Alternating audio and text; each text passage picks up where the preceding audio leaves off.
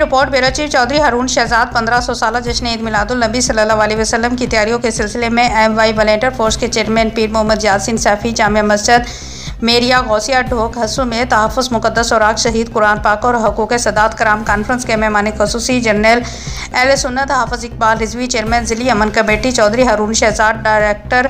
Asia News Asghar Rajput, commander अलामा मौलाना जमाल अहमद नक्शबंदी, कारी मस्कीन रज़ा कादरी, हाफ़िज़ नाज़र अब्बास, हाफ़िज़ फ़याज़ अहमद, डॉक्टर अरशद जावेद, हाजी शबीर ज़फ़र, महमूद राजा, सदीक राजा, इफ्तिखार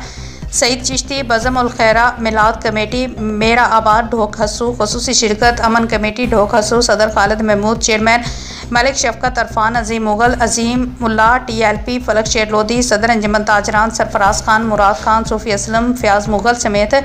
कसीर तादाद में मौजूद थी। इस पुरवकार तकरीब में मौलाना हाफ़िज़ मोहम्मद इकबाल रिजवी, थाना रत्ता अमराल के SHO राजा सजाद, DFC कैसर महमूद और चौधरी हारून शहजाद को आला कारकर्दगी की बिना पर तारीफ़ी असनाद से नवाजा गया। तकरीब में MY वॉलंटियर फोर्स के चाको चौबंद जवानों ने सिक्योरिटी के फ़राइज़ सर अंजाम दिए।